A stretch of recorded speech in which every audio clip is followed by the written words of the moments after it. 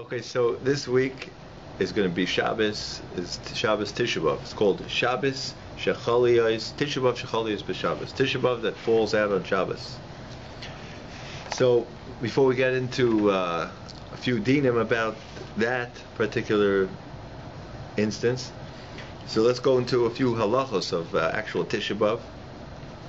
It's interesting to see the halacha of rechita, of washing.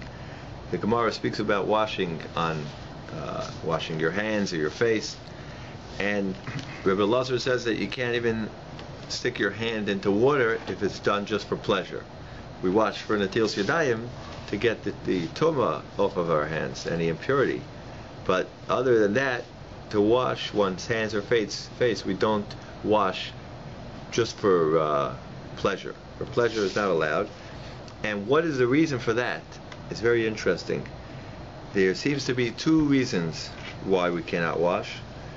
Because Tisha B'Av is a fascinating din, it's a fascinating day, which is made up of two separate halachos. It's made up of a din of tainus, of certain fasts that we have when either certain things happen, so the rabbis say to fast.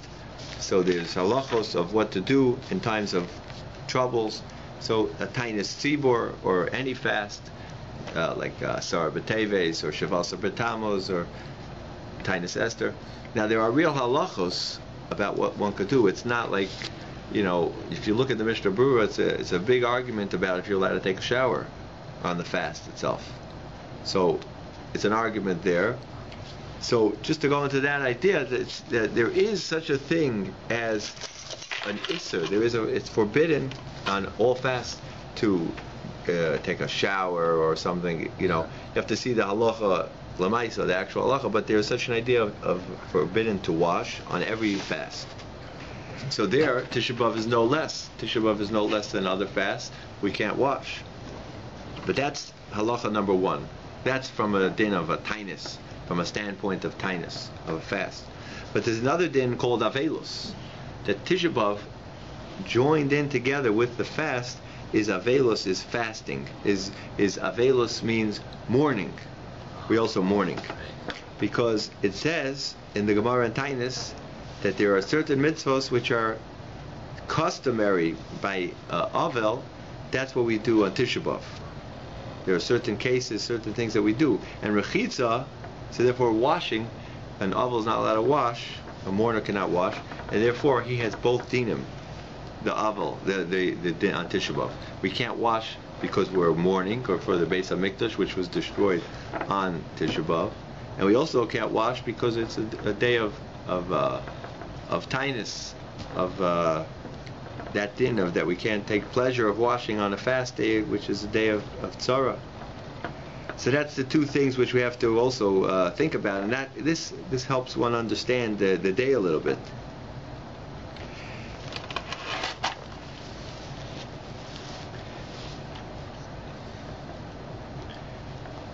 Now it's interesting, right? You have to pick apart each of the things which we're not allowed to do on Tisha B'Av. For example, eating.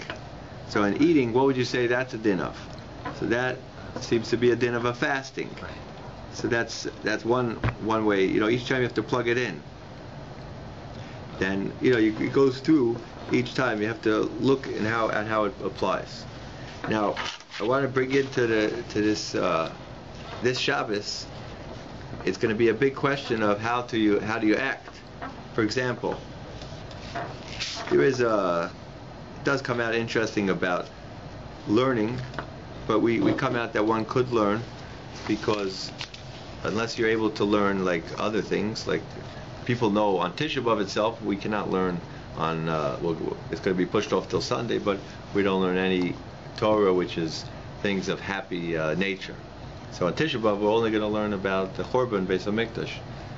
So we only learn like Eicha, or the Gemara in Moed Katan that says how to be in mourning. Now on Shabbos, it's a little lighter because we're not going to really. You're not supposed to show avelus. You're not supposed to show mourning on Shabbos.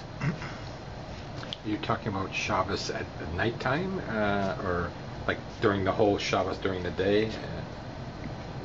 So usually, well, this Shabbos I'm talking about, let's say after Mincha. Oh, okay. Or Okay. it could be even. The truth is, it's even. It's two questions because it happens to be also Tisha B'av, so that also complicates things. So the reason is it seems like a chumrah, which means on Erev Tisha B'av, on the day before Tisha B'av, you're actually allowed to learn, but the problem is that some people they it's a nice idea that you should learn things which are about the Churban, if you're able to. But if you're not able to do that, then it's better to learn regular, because it's just a Churban, stringency, to try to be in the spirit of the day. So to be in the spirit of the day, you should, Erev Tisha B'av, you should also try to learn things. But on Shabbos it comes out, the Mishnah Berurah brings down that you could learn anything. And he brings down, the Mishnah Berurah brings that we're allowed to eat meat and wine this Shabbos. So why are you allowed to do that? It's not a nice. It's something which we don't eat the whole 9 days. So for sure, Tisha B'av, why are you allowed to eat meat and wine? So A mourner doesn't refrain on Shabbos from that. So it comes out that we're on Shabbos we don't show mourning. So on Shabbos we're allowed to eat, and he says if anything we have a mitzvah to drink wine and right basar v'dagim v'chol matami. So we're supposed to drink that. So therefore the Taz comes, the Magen Avraham brings down that you should, just like you could eat meat and wine. So then learning is the same thing. So you could also learn, because if you're gonna refrain from learning, you're not supposed to show mourning on Shabbos. And for sure, if you have a class, a normal class, then you for sure shouldn't break that class. And another thing, what are we going to do Mincha on Shabbos?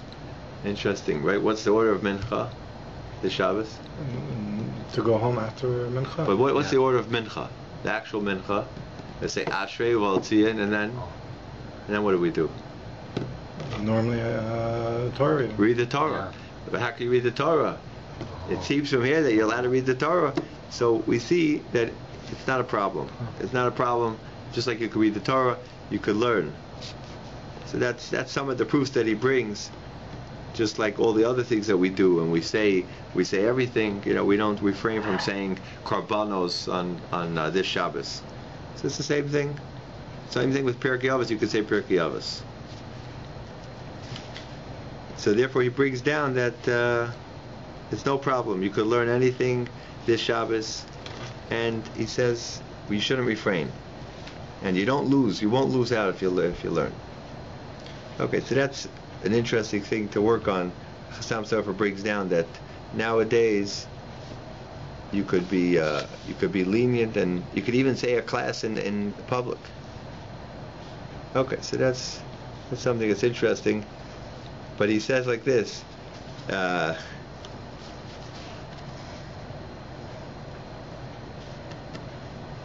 the reason why some people don't learn on Erev Tisha B'av is because they're going to be learning, they'll think about it, so they'll come to think about it on Tisha B'av. Yeah. If you hear a great class, so then you'll be so happy, you'll keep on thinking about it, you'll learn. On Tisha B'av, you'll be happy. So he says, so Chassam Sofer says, that's why some people refrain on a regular year from learning. So it would come out like that maybe this year also it would have the same idea. But we don't do that on Shabbos. We're allowed to learn. Okay, so that's a few things which are very important. Now, to apply this, to go into certain things which we have, Zeicha l'Chorban, right?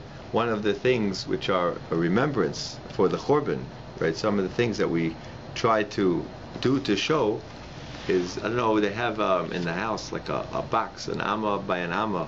In Eretz Yisrael, a lot of people have it, that it's just made special to show that the lime wasn't finished in the house. I don't know if you ever saw this. You ever saw such a thing? That's the custom that we have here, not to finish. You leave something. You leave a unfinished. box, yeah.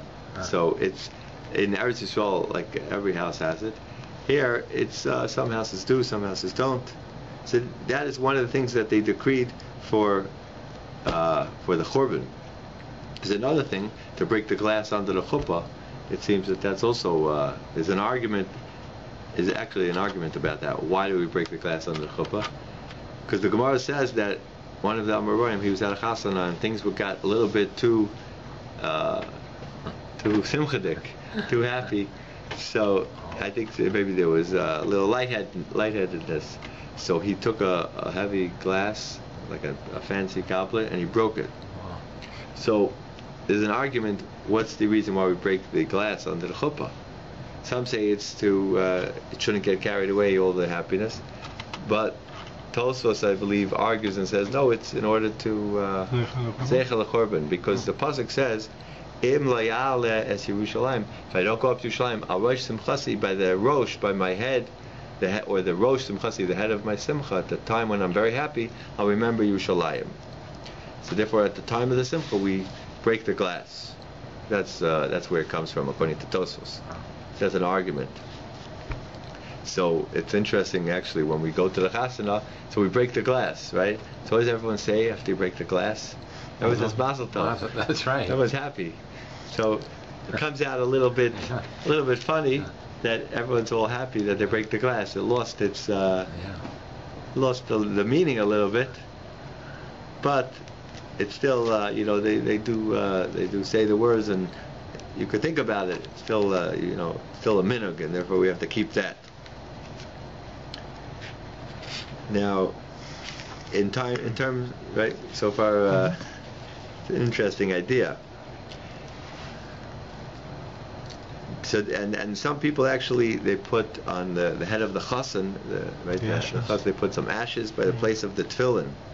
So that's they actually, I think we do that now. That's our minhag.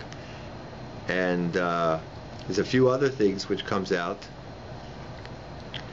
which is especially relevant for the times of simcha, that they break the plate or some type of kli. In order, this is the idea, it's not a problem of baltashkas, right? It's not a problem of wasting, because it's done for this point of remembering Yerushalayim. Okay, so that's one thing he says. Now, it does come up a little bit about singing and hearing music. There was a halacha that they said not to play music at certain times because of the Chorban.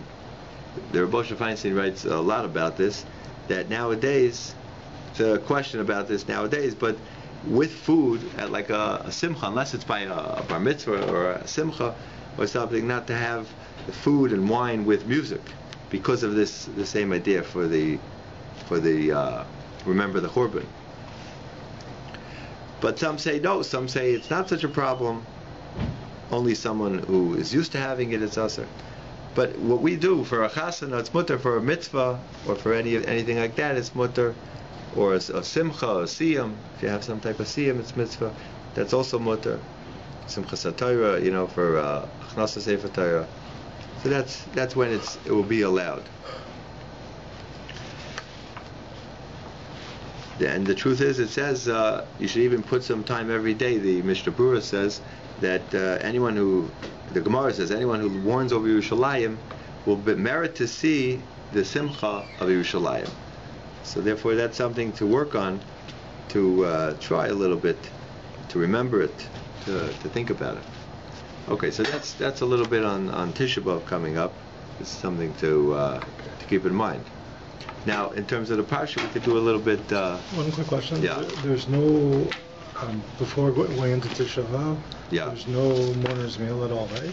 It's just Right. Shabbos So meal. this year we're not going to have the mourner's meal. We're just going to have Tisha B'Av, and then because we can't show mourning on Shabbos, so we're not going to have a sudas hamafsekas, Right. the meal which cuts off and divides before the fast. We're not going to do that. So it's just going to be shal shudas. Shal shudas is at home, because it shouldn't be like in public with a whole gathering with everyone together, because that's a lot of But at simcha. home, you can do it together and bench together, not like when you have the Sudan. What is it? Hamafsekas. Yeah. You still have for Sudan. You So still they, together. yeah, that's it. Right. They do speak about like how long should you sing, or maybe by shkia, by sunset, you have to stop eating, and or before that even. So, one shouldn't sing after that. But that's okay. That's some good things to keep in mind. Okay, now let's go into the parsha a little bit. It's interesting to look at Parshas Devarim, where there's a lot of musar that Moshe says over how the Jews were acting, and here it says that as he was about to die, he called them in. And you see from here, by the way, we actually should turn to page 938. I'll tell you this idea first, that it was only when Moshe was about to die that he started to tell them all this. Right? He started to give them musar only when he was about to die. And the reason is he learned out from Yaakov, because Yaakov called his sons in to give them musar and reproof when he was about to die. Parshas Vayechi.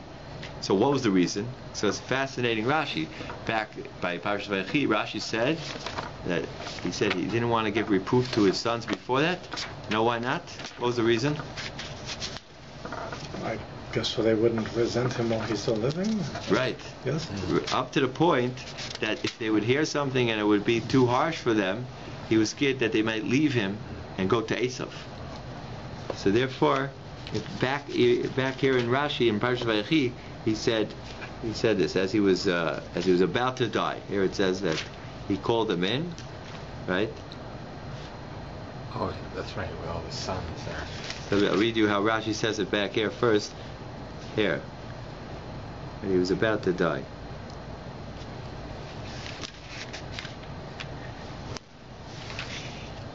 Didn't you talk about all their weaknesses? Well, so we'll see it by here also. Here also, Moshe called the Jews right before he was about to die, and the reason was because he didn't want to tell it to them earlier. It also, here you see first of all the how strong a person has to have to be careful not to be too strong, because criticism, if it's given too harsh, a person could leave, up to the point that Yaakov was scared that Reuven and Shimon and Levi they would run away from him because of the brachos, because he would curse them. He didn't curse them actually, but he told them that you know, your anger, your sword was anger, use the sword. So therefore, because of that, Pachas Kamayid, he took away the birthright from Reuven. So here too, a person has to be very careful before they ever say anything which is harsh to someone else, because it could cause them resentment, because it cause them to run away even. So that's the first thing, which is very interesting. Now, here I'll read you here. It's not on this pasuk. It's actually by Devarim. The Sifri says that Reuven, he told Reuven, I didn't give you any rebuke all the years, because he says I was scared you're going to go to Esav. He was scared that Reuven, even Reuven, his firstborn, he was scared that Reuven would go to Esav and just leave him. And he was scared. He didn't want him to lose out, and to be very careful when you say something. You have to always have, the Gemara calls it, you need the Yamin Mekareves. You need the right hand bringing close and the left hand pushing away. The left hand is not as strong. So the left hand, you tell him, what you have to do, and the right hand has to bring close. The stronger hand always has to bring close. So there too he says, that's what the Sifri says, that you have to be careful to weigh your words carefully, because something that is too strong, you might even Reuven could go to leave Yaakov and go to Esav.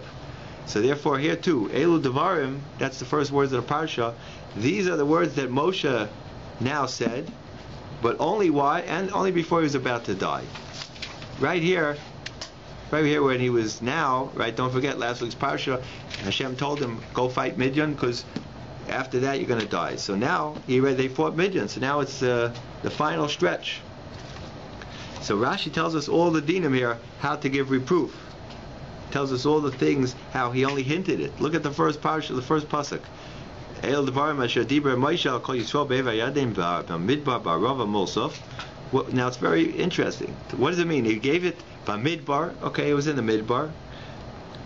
So the question is, and then the next word is ba'rava. It was in the arava. So the question is, where was it? Was it in the midbar, in the wilderness, or was it in Arvas Moav? Right? It says that they were in Arvas Moav. Right? If you look, if I'm not mistaken, it just finished saying that they were in Arvas Moav. They were on the plains of Moab. They just killed Moab. So if so, why does it say they were in the midbar? We have to see. Turn back 926. page 926, it says clearly that Hashem spoke to Moshe, Pasuk Aleph. It says he spoke to him on Moav, Ba'arvas Moav, on the plains of Moav. So the first question you have to ask is, what do you mean? Right? Look at page 926, Pasuk Aleph. Hashem spoke to Moshe on the plains of Moab. So how can our Pasha start off and say that they were Be'ever HaYarden, they were across the Yarden, they were by the opposite side of the Yarden, they didn't cross over, but they were in the Midbar. But how could they be in the wilderness? They were in the plains of Moab. So Rashi, therefore, right? Concerning the wilderness. Oh, so Rashi says, if you look right on page 938, 6 lines down, Bamidbar, back to 938. Rashi says, you're right, they weren't in the Midbar. But it means he's talking about what happened in the Midbar. Rashi says, you see 7 lines down, 6 lines down, Bamidbar, Loi Bamidbar, they weren't in the Midbar, El Barvas Moav. V'umar Bamidbar, El B'shvil Ma, he's talking about what happened, Shechisuhu Bamidbar, that they got angry, they angered Hashem. Bamidbar. They angered Hashem in the Midbar. Sha'amru mi'itein museinu. They said to God, who will give us our death? And they were complaining to Hashem. They had a lot of complaints. So there, right away, Hashem is giving you man. He's giving them all good, and they're complaining. So that was Bamidbar. Then look back again. Next word in the pasuk. It was Ba'arava. It was in the Arava. What's the Arava? So Arava is a very interesting thing. What does that mean, Arava? What's it coming to mean? So Rashi says here that Bishvil ha'arava. Rashi says that it was because of the Arava. Again, this is another hint. It's another hint. What is the hint? That Shechatu bebal par b'shitim ba'arvas mo'av. Ba'arava is referring to that place where they were. Arva is the plains. Which plains? The plains of Moab. That they sinned and they were brought in by the ladies of Midian. So he says it was Ba'arava. He's hinting. You see these it's very subtle hints. He didn't want to mention clearly what they did with the Benos Moab, with the daughters of Moab, and he didn't want to mention clearly the complaints. And then the next part of the pasuk, Mol Suf. It was opposite the Suf. What's the Suf? The Yam Suf, right? So what is that? What does that have to do with anything? That it was opposite the Yam Suf. So on that, Rashi says again, Alma shehimru b'Yam Suf. They rebelled in the Yam Suf, and as they were going in to the Yam Suf, they said, "Why should we go in?" They thought they were going to die in there, so they said, "We should have stayed in Egypt." And even as they went in, they said, "The same way we're coming in, so the Egyptians are going to come in." So they were rebelling even in the Yam Suf. So this was some of the things that they said that maybe the Egyptians are coming out of the other side. We're leaving this side. Maybe the Egyptians are coming out of that side. So that was what the pasuk means. B'Yam Mulsof, Bein Paran u'Bein Tafel. Then it says the next words in the pasuk that the next description of where they were is between Paran. What's Paran? Paran is a place, and Tafel is a different place. So Rashi tells us that also. Rabbi Yochanan says there's no place in the whole world whose name is called Tafel. You could look for Tofel, you could look for Lavan, you won't find it. There's no cities like that. So Rashi says again, Moshe was hinting. Again, the tochacha wasn't straight out, because you have to be very sensitive and careful before you say something to someone. It might turn them away. So therefore, Rashi says Paran was talking about where they spoke Lashon Hara. Tofel is that they argued on the mun, which was Lavan. The mun was white. So again, he started telling them about that. You complained about the mun. They said, Nafshenu, where our souls are dried out and disgusted with this bread which seems to be kolokel, it seems to be a damaging bread. Now the reason is they said, well, how could any human being take in food and not take it out? So it must be we're going to explode. So all this, Rashi keeps on going. The next word in the pasuk is chatzeros. What's chatzeros? That was where Korach started up. Dizahav, they had too much gold. So therefore, the too much gold, he meant to say, he was telling them, what is Dizahav? How does Dizahav? What type of city is that? that they were loaded up with gold after they left Mitzrayim, and therefore he said they had too much gold, and therefore when someone has too much gold, so then they make the egel. This was the beginning of the egel, because it says, what do you expect a child to do if you load him up with gold and silver, and he doesn't have any shmira, he doesn't have any watching. So it's interesting how to understand that Hashem had given it. He gave them the zahav. He gave them the gold, but they used the gold against him to make the calf. So these are all a few ideas that Moshe is reminding them of what they did wrong. Just a subtle hint. This is some things to think about. You have to always say things with gentle and kindness. Even to tell someone of a big shortcoming, there's ways to hint it. You could be very you don't have to say it outright. There's ways to say things where you won't. You could just even ask questions, and that could also that can wake up people to do things right. Let's say someone, you could pick the boss, or if the boss says something to you, or you can just continue. No, we're stopping. What time is it? Oh, okay, very good. Okay. No, we'll stop now.